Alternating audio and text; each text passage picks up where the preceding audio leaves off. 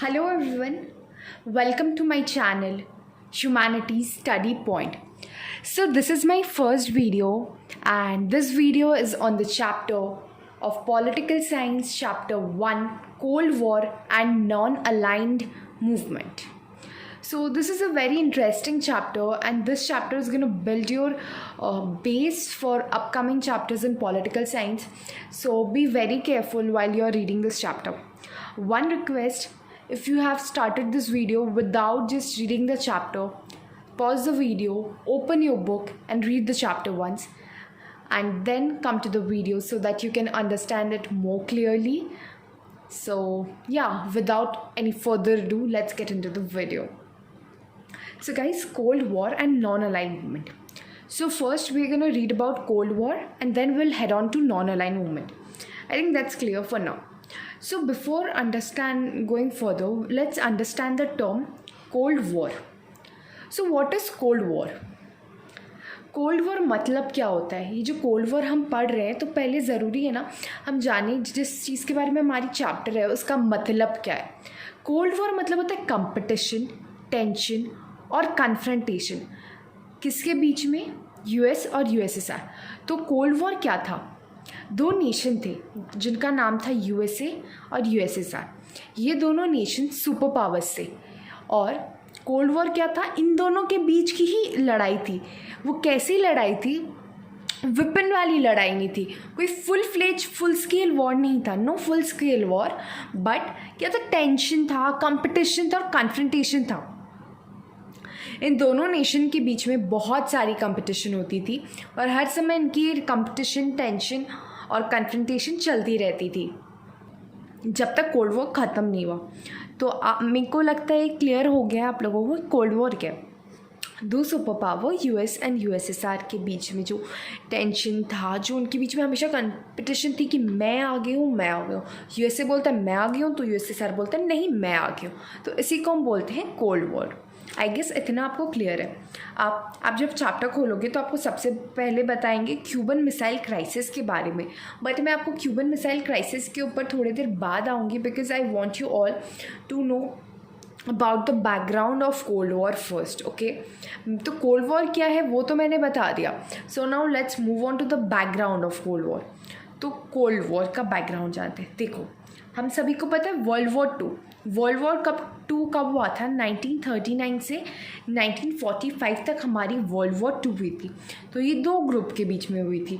जो हमारी world war 2 है वो बेसिकली दो ग्रुप्स के बीच में हुई थी. इन ग्रुप्स का नाम था allied power and axis power. ठीक है, तो अलाइड वाले टीम में थे हमारी USA, USSR, Britain and France. And axis में थे जापान, जर्मनी एंड इटली. ये जो हिटलर वाली टीम थी, जर्मनी में हिटलर का रूल था तो हिटलर वाली और बाकी सारी देश इस साइड थी अलाइड पावर में. अब क्या होता है इसका रिजल्ट कि अलाइड की जो पावर होती है, अलाइड वाली जो टीम होती है वो जीत जाती है. क्या जीत जाती है? वर्ल्ड वॉर 2 जो होती है वो हमारी अलाइड वाली टीम वो वर्ल्ड वॉर 2 जीत जाती है. अब इसका एंड कैसे हुआ, मतलब वो जीती कैसे हुआ, सब वो मैं आपको बताती हूँ. आप लोगों को पता ही होगा कि यूएसए ने क्या किया था? 2 एटॉमिक बॉम्ब्स ड्रॉप कर दिए थे जापान में. जापान की हिरोशिमा और नागासाकी नाम के 2 स्टेट में उन्होंने एटम बॉम्ब्स ड्रॉप किए थे. कब ड्रॉप किए थे? 1945 ने. In order to end the world war 2 US drop 2 atomic bomb in Japan city namely Hiroshima and Nagasaki. अब इस एटम बॉम्ब के नाम आप लोगों ने पहले भी सुने होंगे और आपकी बुक में भी दिया हुआ है. तो अब आप लोगों को करना ये है कि आप लोगों को कमेंट सेक्शन में मुझे बताना है इन जो 2 एटम बॉम्ब्स हैं इनके नाम आप लोगों को मुझे नीचे कमेंट डाउन करना है. एंड मैं ट्राई करूँगी कि आप लोगों को रिप्लाई करने का. हाँ, कोई भी क्वेरीज हो तो आप मुझे इजीली कमेंट सेक्शन में पूछ सकते हो. मैं ट्राई करूँगी सबको रिप्लाई करूँ. ठीक है, तो ऐसे करके जो हमारी वर्ल्ड वॉर 2 थी वो ख़त्म हो गई. अब इसके बीच में मुझे आप लोगों को कुछ बताना है. तो देखो, जब यूएसए ने एटॉमिक बॉम्ब ड्रॉप किया ना जापान के हिरोशिमा और नागासाकी में, तब दो तरह की बातें हुई। कितनी तरह की बातें हुई? दो तरह की। जो यूएस के सपोर्टर्स थे, जो इस यूएस को सपोर्ट करते थे, वो लोग बोलते थे कि यूएस ने सही किया और यूएस ने ऐसा इसीलिए किया ताकि जो वर्ल्ड वॉर 2 चल रहा है वो ख़त्म हो जाए। बट कुछ लोग कहते हैं नहीं, यूएस ने बहुत गलत किया, क्योंकि यूएस जानता था कि जापान एनीवे सरेंडर करने वाला है। Japan was about to surrender, but US ने ऐसा इसीलिए किया क्योंकि वो चाहता था कि वो रशिया को, मतलब जो हमारा यूएसएसआर है, अच्छा आप यूएसएसआर का फुल फॉर्म भी मुझे नीचे कमेंट्स में बताना, ठीक है। तो जो हमारा यूएसएसआर है उसको अपनी पावर दिखाने के लिए यूएसए ने ऐसा किया। तो किसी के हिसाब से सही है और किसी के हिसाब से गलत है। तो इतना आपको समझ में आ गया कि जब यूएस ने ड्रॉप किया एटॉमिक बॉम्ब जापान में, तो हमारा जो वर्ल्ड वॉर 2 था वो ख़त्म हो गया। अब इसका रिज़ल्ट क्या हुआ? वर्ल्ड वॉर 2 से बहुत डिस्ट्रक्शन हुआ ऑल ओवर वर्ल्ड में, बहुत मौतें हुई, बहुत कुछ हुआ। बट इसका एक मेन रिज़ल्ट ये था, जैसे ही वर्ल्ड वॉर 2 1945 में हमारा ख़त्म हो जाता है, वर्ल्ड वॉर 2 ख़त्म होते ही हमारा कोल्ड वॉर शुरू हो जाता है। किसके बीच में? यूएसए और यूएसएसआर। अब देखो अब मैं आपको बताती हूँ, ये हमारा वर्ल्ड है। अब इस वर्ल्ड में ना ये लोग बोलते हैं कि मैं ज़्यादा पावरफुल हूँ और ये बोलते हैं कि मैं ज़्यादा पावरफुल हूँ। तो इन्होंने अपना 2 ग्रुप बना लिया, ये वाले यूएसए और ये वाले यूएसएसआर। तो ये दोनों सुपर पावर बन गए। अब मतलब ये दोनों दादा बन गए उधर के कि हाँ मैं ज़्यादा पावरफुल हूँ, ये बोलते हैं नहीं भाई मैं ज़्यादा पावरफुल हूँ, तुम कैसे पावरफुल है। तो वैसे करके तो हमें क्या रिज़ल्ट मिला? रिज़ल्ट में हमें ये देखने को मिला कि हमें 2 सुपर पावर्स मिले। क्या क्या थे super powers? Number 1 was USA, number 1 was USSR. अब आप बोलोगे ठीक है वर्ल्ड वॉर 2 एंड हुआ तो इनके बीच में कोल्ड वॉर क्यों हुआ? What was the reason behind cold war between the 2 nations? So देखो इन दोनों की ना आइडियोलॉजीज़ काफ़ी डिफरेंट थी। यूएसए बोलता है सारी नेशंस को कि मेरी जो कैपिटलिज्म की आइडियोलॉजी है आप वो फॉलो करो, but USSR at the same time बोलता है नहीं मेरी कम्युनिज्म वाली स्ट्रैटेजी फॉलो करो। ये लिबरल डेमोक्रेसी मानता है, ये सोशलिज्म मानता है, और ये दोनों देश वर्ल्ड वॉर के बाद सबसे पावरफुल देश बन गए थे और इन दोनों के पास न्यूक्लियर वेपन्स भी थे। तो इन दोनों को लगता था कि मतलब मैं पूरा देश मतलब पूरा दुनिया चलाऊँगा और यूएसएसआर को लगता था मैं चलाऊंगा। तो इसीलिए इन दोनों का बोली ना मतलब कंपटीशन था दोनों के बीच में। यही कंपटीशन कभी कभी कन्फ्रंटेशन हो जाता था छोटे मोटे, तो इसी को हम कोल्ड वॉर बोलते हैं। अब देखो सबसे इंपॉर्टेंट है कैपिटलिज्म और कम्युनिज्म का, मैं आपको मतलब बता देती हूँ। ऑल्दो अभी है नहीं but it's important that you guys know it. So capitalism मतलब सब कुछ स्टेट ओन नहीं होगा, प्राइवेट होगा, प्रॉपर्टीज विल बी प्राइवेट, ठीक है। मतलब प्राइवेटिज्म जो होता है मतलब प्राइवेट प्रॉपर्टीज़ हो सकती है, बट कम्युनिज्म मतलब सब कुछ स्टेट का होगा, everything will be state control. Okay, so this is what communism means. तो आई होप इतना आपको क्लियर है। अब हम चलते हैं क्यूबन मिसाइल क्राइसिस पे। मतलब आप इतना समझ गए, मैं एक बार फिर से समरी बता देती हूँ। कोल्ड वॉर का मतलब क्या था? मतलब जो मतलब मन मुटाव था, मैं बड़ा तू बड़ा वाली फीलिंग थी, जो कन्फ्रंटेशन थी, ये सब को कोल्ड वॉर बोलते हैं। बट ये कभी फुल स्केल वॉर नहीं हुआ, इसमें वर्ल्ड वॉर 2 जैसा वर्ल्ड वॉर 3 नहीं हो गया ये। तो ये किस लिए हुआ? वर्ल्ड वॉर 2 के बाद जब यूएसए और यूएसएसआर 2 सुपर पावर्स बच गए, तो इन दोनों में मैं बड़े वाली फीलिंग आ गई, इन दोनों की आइडियोलॉजीज डिफरेंट थी, और ये दोनों के पास क्या था? हमारा न्यूक्लियर वेपन्स थे। क्या थे? न्यूक्लियर वेपन्स थे दोनों ही देश के पास। तो इसीलिए इन लोगों के बीच में पावर वाली राइवलरी आ गई, और ये दोनों बोल रहे हैं कि मैं बड़ा तू बड़ा वाली फीलिंग आ गई, और इसलिए इनका जो ये था ये सब हुआ।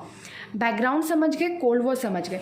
अब आप बुक के हिसाब से अब हम चलते हैं। क्यूबन मिसाइल क्राइसिस जो हुआ था 1962 में, बहुत इंटरेस्टिंग स्टोरी है, मुझे तो बहुत पसंद था जब मैं 12 में थी। क्यूबन मिसाइल क्राइसिस का अगर आंसर हुआ ना, मतलब टीचर मेरे मार्क्स ही नहीं काट सकते थे, बिकॉज मैं बहुत अच्छे से इसे एक्सप्लेन करती थी आंसर में। तो मैं थोड़ा छोटा मैं अभी एक्सप्लेन कर रही हूँ, मतलब पॉइंट्स छोटे लिखे मैं एक्सप्लेन पूरा करती हूँ। देखो क्यूबन मिसाइल क्राइसिस, क्यूबा एक छोटा सा देश है जो कि आइलैंड नेशन है, ठीक है, जो कि यूएसएसआर का अलाई है। मतलब यूएसएसआर इसको क्या करता है? Financially and diplomatically USSR Cuba को सपोर्ट करता है, ठीक है। और ये जो स्मॉल आइलैंड नेशन है ये कहाँ लोकेटेड है? Off coast of USA. मतलब ये जो क्यूबा है, देखो कितना इंटरेस्टिंग है, क्यूबा को फाइनेंशियल एंड डिप्लोमेटिक सपोर्ट कहाँ से मिलता है? हमारे यूएसएसआर से मिलता है। बट ये नेशन किसके पास लोकेटेड है? यूएसए।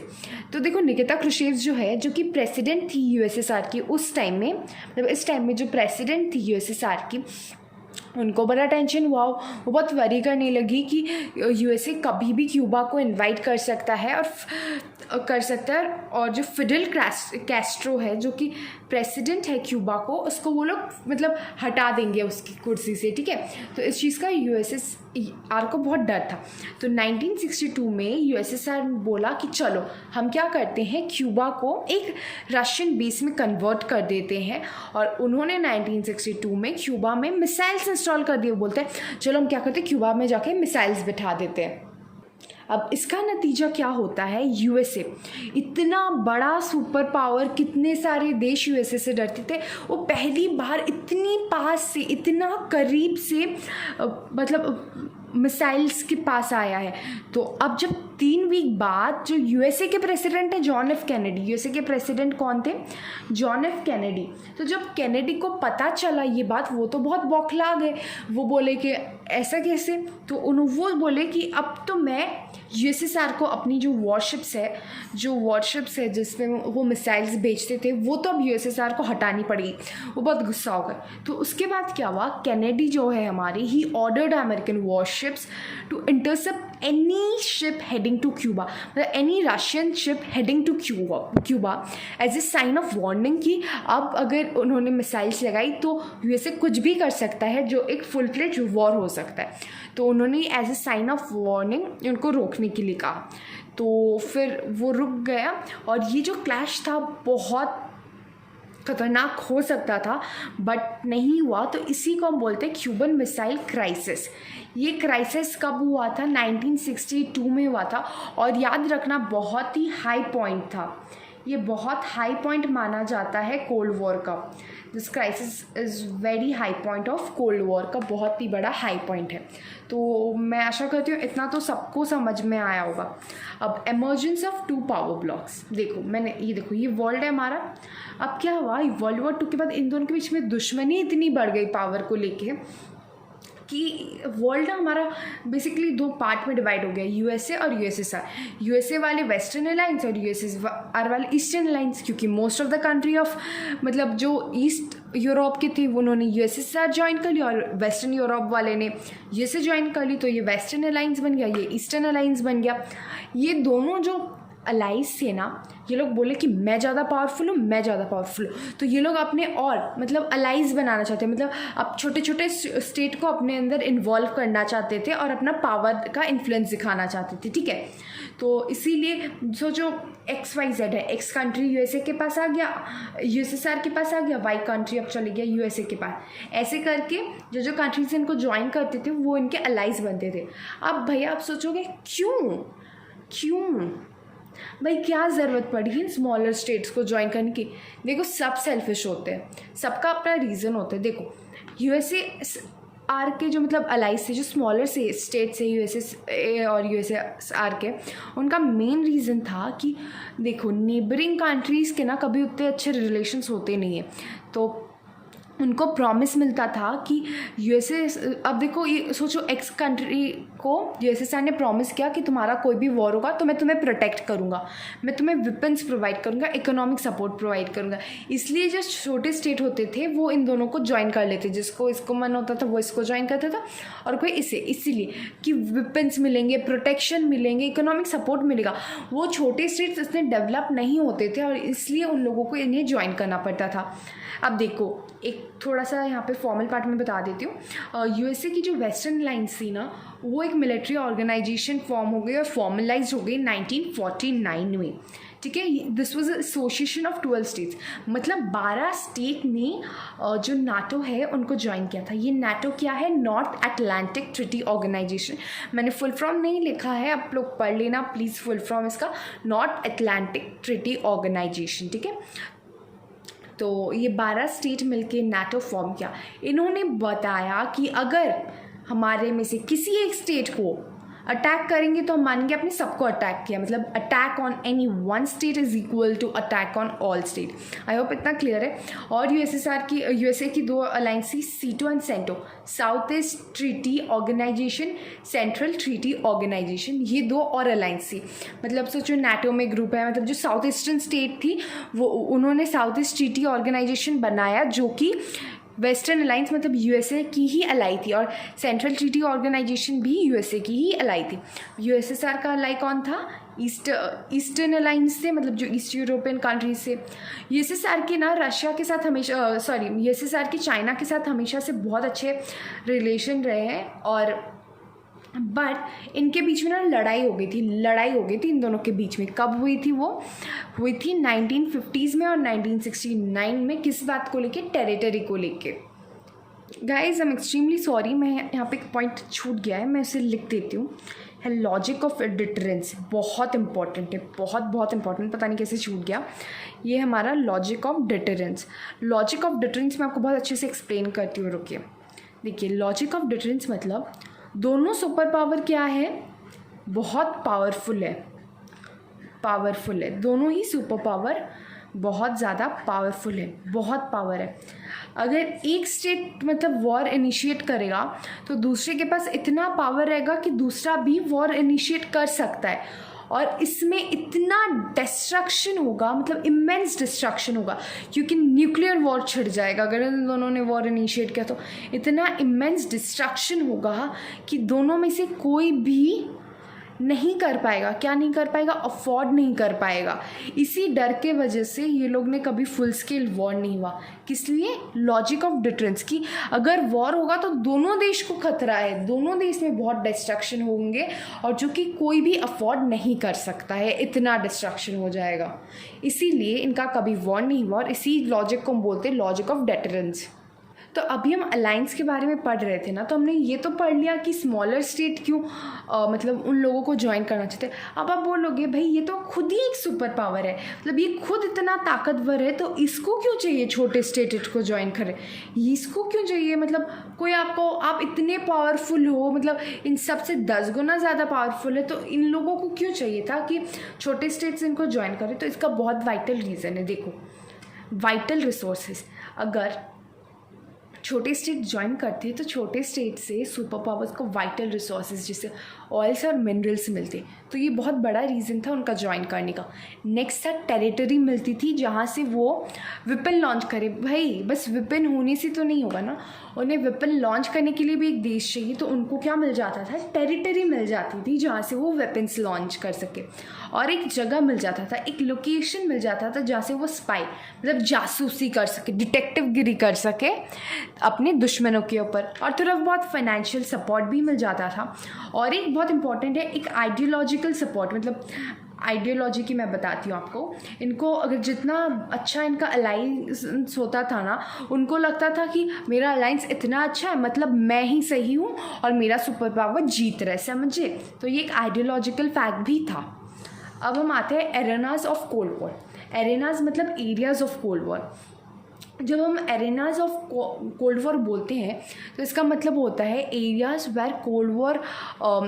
वेर वॉर ऑकर्ड और threaten to occurred but did not cross any certain limits, मतलब did not cross certain limits. तो मतलब वो मतलब उतना भारी भरकम नहीं हुआ, हाँ वॉर हुआ बट उसने इतना लिमिट्स क्रॉस नहीं किया कि वो नेक्स्ट वर्ल्ड वॉर बन जाए। तो कहाँ कहाँ हुआ था?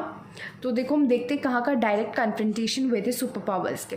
कोरिया में हुआ था फर्स्ट 1950 से 1953 तक कोरिया में हुआ था इन सुपर पावर का डायरेक्ट कन्फ्रंटेशन।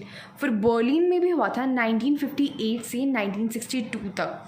कॉन्गो में भी हुआ था अर्ली 1960s में, इन जगहों पे हुआ था। और आपने क्यूबा तो पढ़ ही लिया, क्यूबन मिसाइल क्राइसिस। अब जैसे वॉर हुआ, इतना कुछ हुआ, तब क्या किया हमारे प्रधानमंत्री श्री जवाहरलाल नेहरू जी ने नैम फॉर्म किया था। नैम जो आपने देखो नॉन अलाइन मूवमेंट जो चैप्टर का नाम है, इसके आगे हम जाएंगे, मैं थोड़ा सा बता देती हूँ अभी नैम। तो नैम एक ऑर्गेनाइजेशन है जो जवाहरलाल नेहरू से काफ़ी रिलेटेड है, मैं आपको बाद में बताती हूँ उसके बारे में। तो क्या किया उन्होंने, बहुत हेल्प किया दोनों कोरियाज़ के बीच में जो वॉर छिड़ गई थी उसे मतलब शांत कराने में, मीडिएट कराने में काफ़ी हेल्प किया था। इसके बाद यूएन के सेक्रेटरी जनरल ने भी बहुत अच्छा रोल प्ले किया था कॉन्गो वाले वॉर को शांत कराने के लिए। मैं अपने एरेनास पढ़ लिया। मतलब अब एक और चीज़ बहुत इंपॉर्टेंट है, ये बहुत इंपॉर्टेंट है, इससे बहुत बार शॉर्ट क्वेश्चंस आते हैं। मैं शॉर्ट क्वेश्चंस और लॉन्ग क्वेश्चंस के और अलग से वीडियो बनाऊंगी, तो इस वीडियो पे अच्छा रिस्पॉन्स हो, और भी वीडियोज़ आ रहे हैं। तो देखो, दोनों जो सुपर पावर्स है ना, वो लोग को लगता था वॉर कभी भी हो सकता है, तो वो लोग अपने आप को एकदम आर्म से स्टॉक कर लेते थे, मतलब एकदम टिथ तक उन लोगों के आर्म्स होते थे, ठीक है।